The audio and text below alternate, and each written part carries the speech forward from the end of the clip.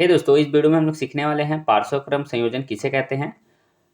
प्रतिरोधकों R1, R2, R3 को पार्श्वक्रम में संयोजन करने पर समतुल्य प्रतिरोध का व्यंजक प्राप्त करें। ऐसा क्वेश्चन बोला जा रहा है लिखने के लिए। ठीक है, तो पार्श्वक्रम संयोजन किसे कहते हैं और इसका व्यंजक को भी प्राप्त करना है। कैसे फाइंड होगा इसका फॉर्मूला पार्श्वक्रम संयोजन का। आपको पता होना चाहिए कि पार्श्वक्रम संयोजन का फॉर्मूला क्या होता है। 1/R is equal to 1/R1 plus 1/R2 plus 1/R3 होता है। ये हमें क्या करना है, फाइंड करना है। क्लियर है, ये प्रूव करना है। क्लियर, तो चलिए देखते हैं। तो सबसे पहले तो थ्योरी कि पार्श्वक्रम संयोजन किसे कहते हैं। तो यहाँ देखिए, पार्श्वक्रम संयोजन जो होता है लिखेंगे कैसे। तो जब सभी प्रतिरोध के एक छोर को एक साथ तथा दूसरे छोर को एक साथ जोड़ा जाता है, तो इस प्रकार के संयोजन को पार्श्वक्रम संयोजन कहते हैं। पार्श्वक्रम संयोजन किसे कहते हैं, बहुत इजी है। जब सभी प्रतिरोधों के एक छोर को एक साथ तथा दूसरे छोर को एक साथ जोड़ा जाता है, तो इस तरह का जो संयोजन होता है इसे पार्श्वक्रम संयोजन कहते हैं। ठीक है, इसे फिगर में समझते हैं। तो देखिए यहाँ पे क्या है, समझते हैं कि यहाँ पे एक R1, R2, R3 है। ठीक है, इसे फिगर हम लोग को क्रिएट करना है, बनाना है। ठीक है, अब देखिए यहाँ पे देखिए क्या करना है, यहाँ अच्छा समझते हैं। जैसे कि एक है R1, दूसरा है R2 और तीसरा है R3। इसका पहला छोर है ये, इसका ये दूसरा छोर है। सबको एक साथ ज्वाइंट कर देंगे और इधर का सब पॉइंट को एक साथ ज्वाइंट कर देंगे। तो ये जो कनेक्शन होगा इसे ही पार्श्वक्रम संयोजन कहा जाता है। फिगर में यही किया गया है। देखिए यहाँ फिगर में क्या किया है, यहाँ पे R1 लिखा है, यहाँ R2 लिखा है, यहाँ R3 लिखा है। ठीक है, और सभी को यहाँ पे और दूसरा पॉइंट यहाँ पे है ना, इसे क्या किया है, जोड़ दिया गया है। इस पॉइंट का नाम A रखा है और इस पॉइंट का नाम B रखा है। क्लियर, उसके बाद क्या किया गया है, यहाँ से एक तार लिया गया है और यहाँ पे A लिखा गया है, एमीटर से ज्वाइंट किया गया है। ठीक है, उसके बाद इधर लेके आया गया है और यहाँ पे क्या किया जाता है, एक बैटरी से कनेक्ट किया गया है तार को। क्लियर है, प्लस इधर है, माइनस इधर है। जिधर प्लस होगा उधर से करंट क्या होगा, फ्लो करता है और इधर से वो फ्लो करके माइनस में चला जाता है। क्लियर है, प्लस साइड से करंट निकलता है और माइनस साइड की ओर जाता है। क्लियर, तो ये हमारा पहले फिगर बना लेंगे। उसके बाद क्या करेंगे, इसके बारे में अब लिखेंगे। क्या लिखेंगे हम लोग, तो देखिए जो फिगर में किया गया है उसी को लिखेंगे। अब यहाँ देखिए क्या करते हैं, यहाँ लिखा गया है माना परिपथ में तीन प्रतिरोधक R1, R2, R3 को समांतर क्रम में जोड़ा गया है। देखिए यहाँ पे R1, R2, R3 को क्या किया गया है, समांतर क्रम में जोड़ा गया है, जोड़ दिया है। अब क्या बोल रहा है, तथा इनके बीच धारा I1, I2, I3 प्रवाहित होता है। ये जो R1 प्रतिरोध है, R2 प्रतिरोध है और R3 प्रतिरोध है, ये सभी में जब करंट यहाँ से जाता है तो यहाँ से बात क्या होता है, बट जाता है करंट। R1 में I1 जा रहा है करंट, R2 में I2 और R3 में I3 करंट जा रहा है, क्योंकि यहाँ से I गया, यहाँ से बट गया, सबका नाम चेंज हो गया। क्लियर है, करंट क्या हो गया, बट गया यहाँ से। तो यही लिखा गया है, इनके बीच धारा I1, I2, I3। धारा मतलब करंट का धारा, I क्या है, धारा है। ठीक है, करंट है। I1, I2, I3 प्रवाहित होती है। तो मुख्य परिपथ में कुल धारा I बराबर I1, I2, I3 सभी प्लस में होगा। क्लियर है, कुल धारा क्या होगा, इधर से I1, I2, I3 गया, मिल के तो क्या हो गया, I ना बन गया। तो ये लिखा गया है I equal to I1 plus I2 plus I3। Clear है, अब देखिए अब क्या है, यदि प्रत्येक प्रतिरोधक के बीच का विभवांतर भी हो, यदि इसका बीच का जो विभवांतर है वो भी हो, तो ओम के नियम से क्या मिलेगा हमें, हम लोग ओम के नियम में क्या जानते हैं, V इक्वल टू IR लिखते हैं ना, V इक्वल टू IR। तो यानी कि I इक्वल टू क्या हो जाएगा, V बटा R। देखिए यहाँ पे ध्यान दीजिए, V इक्वल टू क्या होता है, IR। V equal to IR, तो I इक्वल टू क्या होगा, I को ही छोड़ देते हैं, R को क्या कर देते हैं, इसके नीचे V का नीचे भेज देते हैं। तो V इक्वल टू IR, तो I इक्वल टू क्या हो जाएगा, I इक्वल टू हो जाएगा V बटा I इक्वल टू क्या हो जाएगा, V बटा R। क्लियर है, ये हो गया, यहाँ तक समझ गए। तो देखिए पहला जो प्रतिरोध है R1, R2, R3, तो R1 के लिए I1 हो जाएगा, यहाँ पे R1 लिखेंगे क्योंकि सभी का बीच का विभवांतर क्या है, V है ना। तो देखिए I1 इक्वल टू क्या हो जाएगा, V बटा R1। उसी तरह I2 मतलब किसके लिए, ये प्रतिरोध दूसरा के लिए, तो I2 इक्वल टू क्या हो जाएगा, V बटा R2। I3 क्या हो जाएगा, V बटा R3।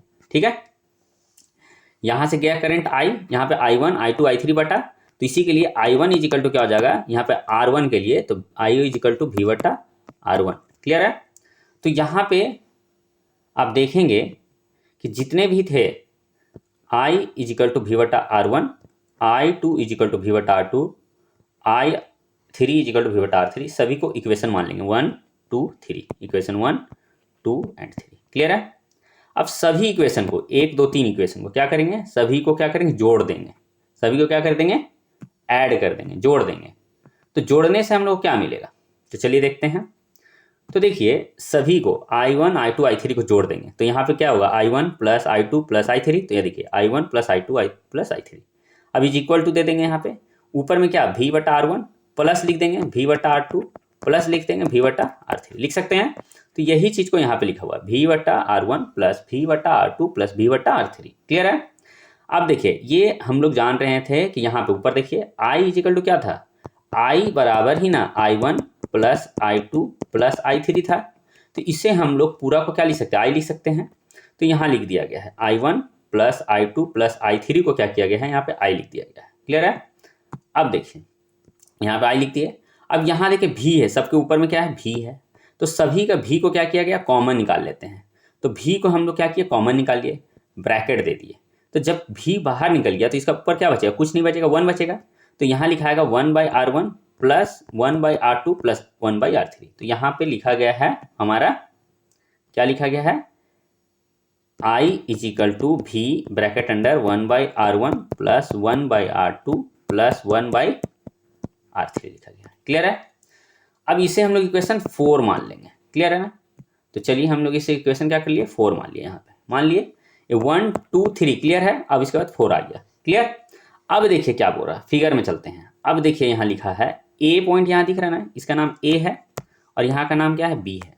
इसी पॉइंट को याद रखिएगा। यहाँ पे देखिए क्या बोला जा रहा है, यदि ए एवं बी के सिरों के बीच का विभवांतर भी हो, ठीक है, एवं समतुल्य प्रतिरोध R हो तो ओम का नियम से। अब क्या बोला है, यदि क्या बोल रहा है, ए और बी ये जो R1 R2 R3 है ना, ये सभी को मान लेते हैं। बोला जा रहा है कि यदि प्रतिरोध R1 R2 R3 के जगह पे मान लेते हैं कि प्रतिरोध R हो और विभवांतर केवल V हो, ठीक है। यदि बोला जा रहा है कि R1 R2 R3 के जगह A और B के बीच में जो 3 है ना प्रतिरोध, उसके जगह पे 1 मान लेते हैं R। तो A और B के बीच का प्रतिरोध क्या है, R है, और उसके बीच का विभवांतर V है, और करंट क्या पार होगा, I। तब हम लोग जानते हैं कि ओम का नियम से क्या मिलेगा हमें, तो हमें ओम का नियम से V equal to I R मिलता है। तो I को यहीं छोड़ देते हैं तो V बटा क्या हो जाएगा, R। देखिए V यहीं रख दिए और ये R को क्या किए, इसके नीचे V के नीचे लेके चल गए, तो V बटा R इक्वल टू आई होगा, ये ओम का नियम से। तो यहाँ में देखिए यदि A B के सिरों के बीच का विभवांतर V और समतुल्य प्रतिरोध R हो तो ओम के नियम से क्या मिलेगा, देखिए I इक्वल टू V बटा R, यहाँ निकाले ना हम लोग, I इक्वल टू V बटा R निकाले हैं, यही मिलेगा हमें। तो यहाँ लिख देते हैं I इक्वल टू V बटा R, इसको इक्वेशन 5 बोल देते हैं। ठीक है, 1 2 3 इक्वेशन पता है और 4 भी पता है, अब 5 भी पता चल गया। अब यहाँ देखिए 4 और 5 के बीच में क्या करेंगे, इक्वेशन 4 एंड 5।